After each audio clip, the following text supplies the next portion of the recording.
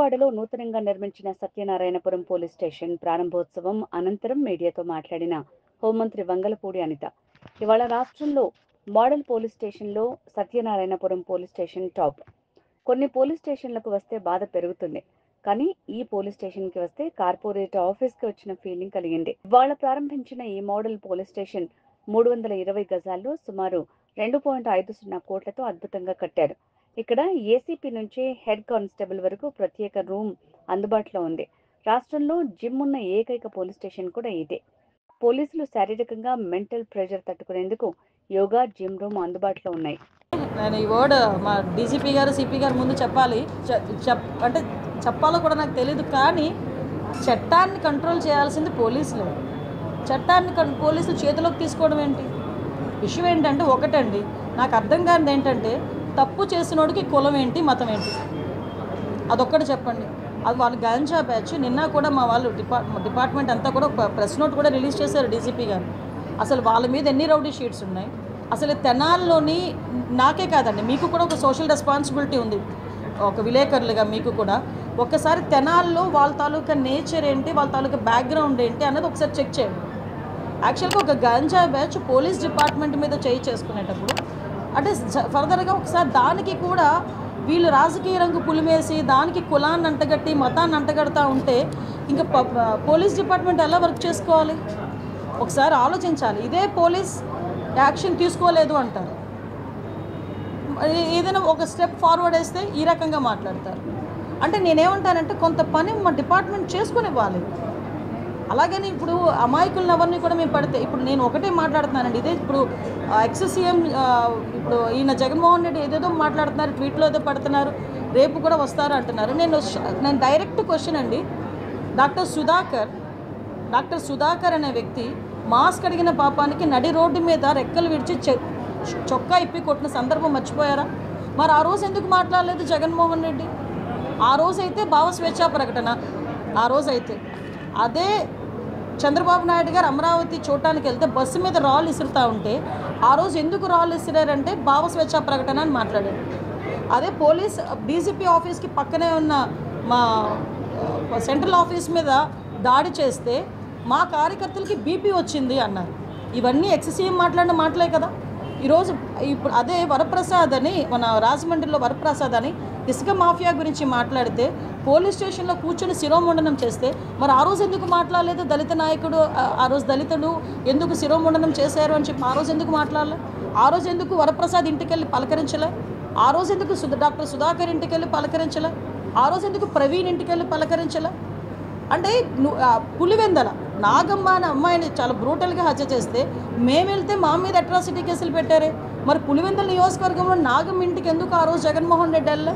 ఈరోజు రాజకీయ లబ్ధి గురించి కులాలని మతాలని రెచ్చగొట్టడానికి మాత్రమే ఈరోజు తప్పు చేసిన వాడి ఇంటికి, అదేవిధంగా గాంజాయి బ్యాచ్ వాళ్ళ ఇంటికి వెళ్తున్నాడంటే అతని బ్యాక్గ్రౌండ్ ఏంటో మనం కూడా ఆలోచించుకోవాలి, ప్రజలు కూడా ఆలోచించుకోవాలి. చట్ట ప్రకారం ఏం చేయాలన్నా పోలీసులకే చెల్లుతుంది.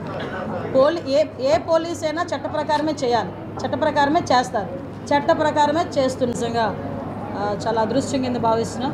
రోజు ఈ కార్యక్రమానికి నాతో పాటు ముఖ్య అతిథులుగా విచ్చేసిన మన డీజీపీ గారు హరీష్ కుమార్ గుప్తా గారికి, అదేవిధంగా నిత్యం ట్రాఫిక్కి సంబంధించి కానీ, లా అండ్ ఆర్డర్కి సంబంధించింది కానీ అన్ని విషయాలని కూడా టెక్నాలజీని బేస్ చేసుకొని ఇక్కడ లా అండ్ ఆర్డర్ కంట్రోల్ చేయడంలో, అదేవిధంగా టెక్నాలజీని అడాప్ట్ చేయడంలో కూడా రాష్ట్రంలోనే ముందుండే మా సిపి గారు రాజశేఖర్ బాబు గారికి, అదేవిధంగా పెద్దలు గౌరవనీయులు అన్న ఎంపీ గారు చిండి గారికి, అదేవిధంగా అన్న ఎమ్మెల్యే గారు బొండ ఉమా గారికి, అదేవిధంగా పెద్దలు మన డీసీపీ కేవీసీ సరిత గారికి, డీసీపీ క్రైమ్ తిరుమలేశ్వర్ రెడ్డి గారికి, అదేవిధంగా డీసీపీ సిఎస్డబ్ల్యూ ఉదయరాణి గారికి, డీసీపీ ట్రాఫిక్ కృష్ణమూర్తి నాయుడు గారు, డీసీపీ ప్రసాద్ గారికి అందరికీ కూడా పేరు పేరున ధన్యవాదాలు.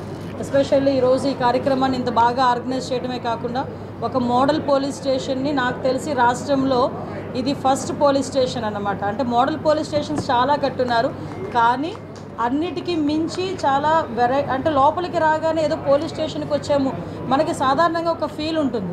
హాస్పిటల్కి వెళ్ళేసరికి హాస్పిటల్ వాతావరణానికి సగం జబ్బులు ఇంకా ఎక్కువ అవుతాయి. మనకి పోలీస్ స్టేషన్కి వచ్చేసరికి కొన్ని పోలీస్ స్టేషన్లోకి వెళ్ళేసరికి మనకున్న బాధ ఇంకొంచెం రెట్టింపు అయ్యే పరిస్థితి ఉంటుంది, ఆ అట్మాస్ఫియర్ బట్టో లేకపోతే అక్కడున్న సర్కమ్స్టెన్సెస్ బట్టో. కానీ ఇక్కడికి వచ్చేసరికి నాకు ఒక కార్పొరేట్ ఆఫీస్లోకి వచ్చినంత ఫీలింగ్ కలిగింది. దట్స్ వై నేను అంత అప్రిషియేట్ చేస్తున్నాను. మీరు ఒక పోలీస్ స్టేషన్కి వచ్చేసరికి ముందు ఒక రిసెప్షను, తర్వాత ఒక SHO రూము, తర్వాత ఒక జైలు సంబంధించిన అన్నీ కనిపిస్తుంటాయి రికార్డ్స్తో. కానీ ఇక్కడికి వచ్చేసరికి ఎవ్రీ టైంలో అంటే అక్కడే ASI కూర్చుంటారు, అక్కడే HC కూర్చుంటారు, అక్కడే కానిస్టేబుల్ కూర్చుంటారు. ఇవన్నీ జరిగే పరిస్థితి నుంచి ఈరోజు సపరేట్గా దీనికి ఈ బిల్డింగ్లో హార్డ్లీ నేను ఇప్పుడే చూస్తున్నా 320 గజాల్లో దగ్గర 2,50,00,000 రూపాయలు పెట్టి ఒక beautiful building, beautiful police station కట్టారు. ఇందులో చూస్తే ప్రతి ఒక్కరికి కూడా ఆఖరికి హెడ్ కానిస్టేబుల్కి కూడా ఒక రూము, ASIకి ఒక రూమ్, SIకి ఒక రూమ్, CIకి ఒక రూమ్, ASPకి కూడా ఒక ACPకి కూడా ఒక రూమ్ కూడా అలాట్ చేసి ముందుగానే, అంటే ఫర్దర్గా మనకు ఎక్స్పాండ్ చేస్తామేమో ముందుగానే ఊహించి ఒక రూమ్ ఏర్పాటు చేయటం. వీటన్నిటికీ మించి this is the first police station having gym. అంటే ఒక శారీరక వ్యాయామం కూడా, ఎప్పుడంటే పోలీసులకి మెంటల్ ప్రెషర్ అంటుంటుందో ఆ మెంటల్ ప్రెషర్ని తట్టుకోవాలనుకుంటే కనుక ఫిజికల్ ఎక్సర్సైజ్ అవసరం అని చెప్పడానికి కూడా ఒక జిమ్ రూమ్ని ఏర్పాటు చేశారు. ఎస్పెషల్లీ ఆ ప్రెషర్ని తట్టుకోవడానికి ఒక యోగా రూమ్ ఏర్పాటు చేశారు.